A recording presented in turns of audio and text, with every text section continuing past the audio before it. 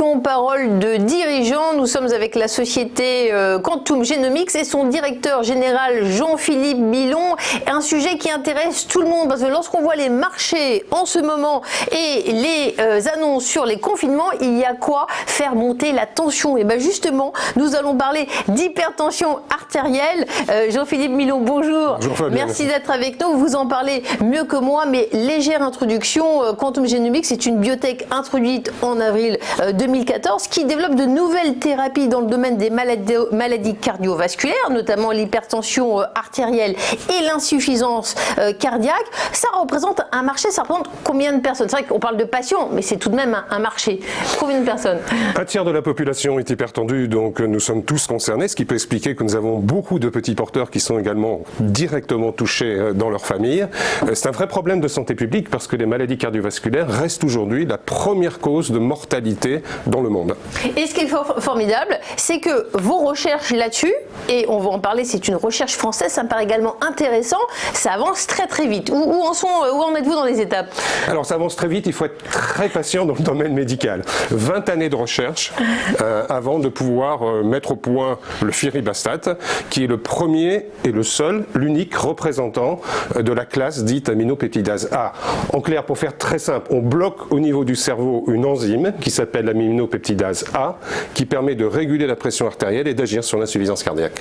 Alors, ce qui est très intéressant, c'est que l'action en ce moment reste très accessible et que lorsqu'on voit, on va en parler un petit peu plus tard, la noria de coopération, les investisseurs étrangers qui courent après vous, les plus grands labos, vous êtes très précieux en vérité. Donc, parlez-nous un petit peu de quelle est l'assise financière de ce groupe Quantum Genomics, si vous voulez bien. Alors, tout d'abord, si vous voulez, notre mission, c'est de sauver des vies. Donc, notre mission, c'est de mettre sur le marché ce produit pour sauver des vies de patients. Ça, c'est notre mission. L'assise financière de Quantum, nous sommes une biotechnologie. Donc, heureusement, nous avons dans nos investisseurs des investisseurs fidèles, long-termistes. Nous avons donc Tethys, qui est la holding de L'Oréal, qui est au capital depuis le début, qui nous suit, qui nous soutient. Nous avons des actionnaires privés, de même, qui nous suivent, qui nous soutiennent. Et puis nous avons, c'est peut-être un des problèmes de Quantum Genomics à ce jour, plus de 70% de petits porteurs. Certains d'entre eux sont aussi long-termistes, certains sont plutôt court-termistes. Et effectivement, est-ce qu'à terme, vous aimeriez voir un rééquilibrage avec, il y a toujours ces petits porteurs peut-être, et puis d'autres investisseurs d'un profil différent, ce qui permettrait d'inscrire effectivement le groupe dans une perspective plus long terme? C'est en cours, Fabienne, mais je ne peux pas vous en dire plus. Très bien.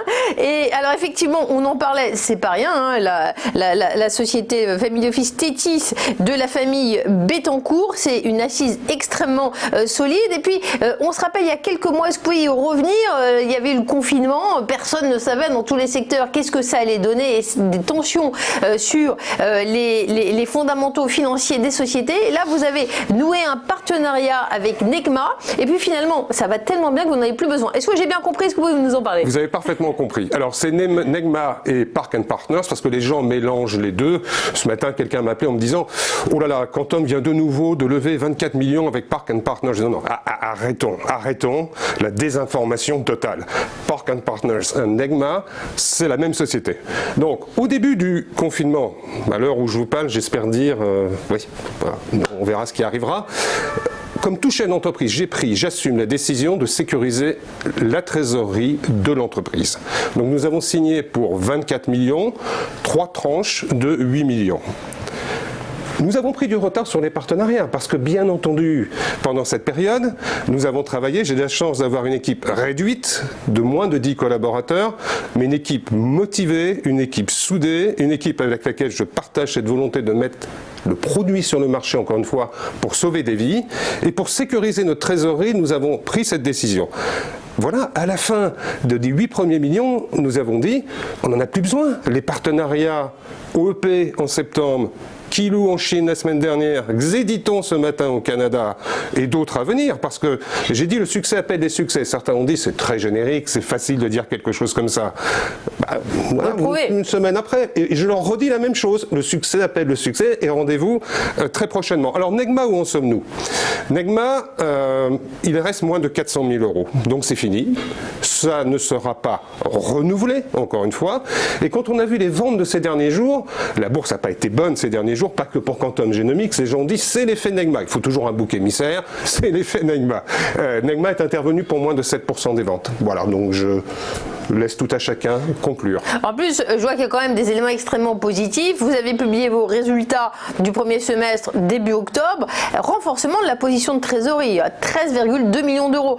En termes de chiffre d'affaires, vous pouvez nous donner quelques chiffres parce qu'il faut se rappeler l'ordre de grandeur. Globalement, voilà, les fondamentaux sont là, comme vous dites, il n'y a pas d'inquiétude. Mais quels sont ces chiffres? Si vous voulez, les fondamentaux sont là parce que d'abord, nous sommes le premier représentant d'une nouvelle classe thérapeutique dans une pathologie, l'hypertension artérielle difficile à traiter, sévère et l'insuffisance cardiaque où les patients décèdent.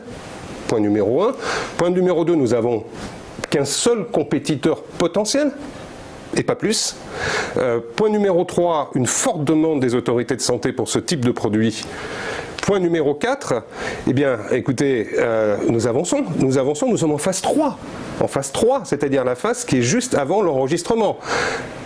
Point numéro 5, notre technologie a été approuvée par les organismes régulateurs, donc la Food and Drug Administration aux États-Unis, par le European Medical Agency, l'agence européenne.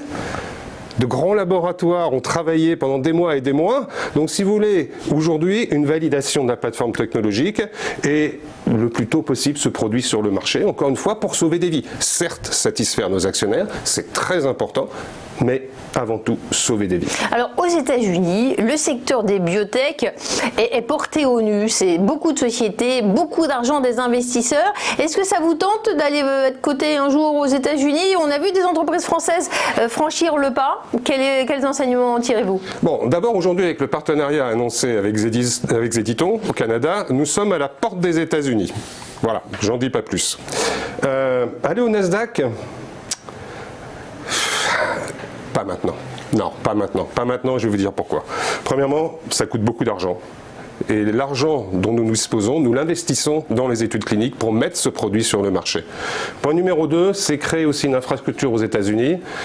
Nous sommes moins de 10 collaborateurs chez Quantum, donc nous n'allons pas exploser nos frais fixes. Et point numéro 3, nous sommes cotés sur le marché français, donc nous sommes cotés sur un marché de référence, et il ne faut pas penser donc que la capitalisation boursière serait multipliée par 4, 5, 6 ou 7. Alors, je dis non au miroir aux alouettes. Et tout de même, je sais que des analystes financiers aux États-Unis ont valorisé votre société. Ça donne quoi? C'est quand même intéressant de regarder comment ils la valorisent. Écoutez, si je regarde le cours en France, à peu près 70 millions au moment où je vous parle, et que je regarde des analystes qui vont jusqu'à 1 milliard aux États-Unis, c'est désespérant. Alors, je ne peux pas vous dire mieux, c'est désespérant. Il suffit qu'il y ait quelques actionnaires privés qui disent la molécule n'agit pas alors qu'elle était approuvée, comment dire, via les études cliniques, que les partenaires l'approuvent. Mais vous voyez, ça crée toujours systématiquement un buzz négatif. Le dernier ce matin, je vais citer Negma Park Partners, c'est la même société, mais il y a toujours ces éléments. Alors, c'est très franco-français aussi, c'est très franco-français. Mais si vous voulez, ce produit vient d'INSERM. 20 années de recherche française. Donc il est normal quand un produit vient de l'INSERM et du CNRS, recherche française, il est normal que la société soit basée en France. En tout cas, il est modeste, moi je le dis, des analystes aux États-Unis ont valorisé Quantum Genomics à 1 milliard. Alors effectivement, entre la capitalisation à Paris et ce chiffre, il y a un pas, mais on voit bien que la tendance est haussière. La preuve, vous annoncez chaque semaine quasiment en ce moment des partenariats sur les continents. C'est votre stratégie, un développement régional sur les grands continents? Alors c'est la stratégie qui a été dictée par la réalité du marché dans l'indication hypertension artérielle difficile à traiter et résistante, puisque les acteurs majeurs avec qui on veut signer sont des acteurs régionaux. On veut signer ces acteurs parce qu'encore demain, nous allons vivre de ce qu'on appelle les milestones, paiement d'étape, et des royalties. D'accord? Donc là, les actionnaires qui se projettent aussi peuvent imaginer combien ceci rapportera dans un futur assez proche. Encore une fois, c'est mettre sur le marché le produit en 2023. Alors pour certains, 2023, c'est très long. C'est peut-être très long dans le monde dans lequel nous vivons aujourd'hui parce qu'on n'a qu'une visibilité à court terme, mais c'est demain. C'est demain. Jean-Philippe Milon, merci beaucoup pour cet entretien. Quantum Genomics, une société qui annonce des partenariats stratégiques presque chaque mois, presque chaque semaine. Cette semaine, c'est le Canada. Merci d'être passé par le studio de TV Finance pour nous en parler. La semaine dernière, c'était la Chine. On y revient plus en détail sur la chaîne TV Finance dans la journée. Merci de nous avoir suivis. Merci encore pour cet entretien.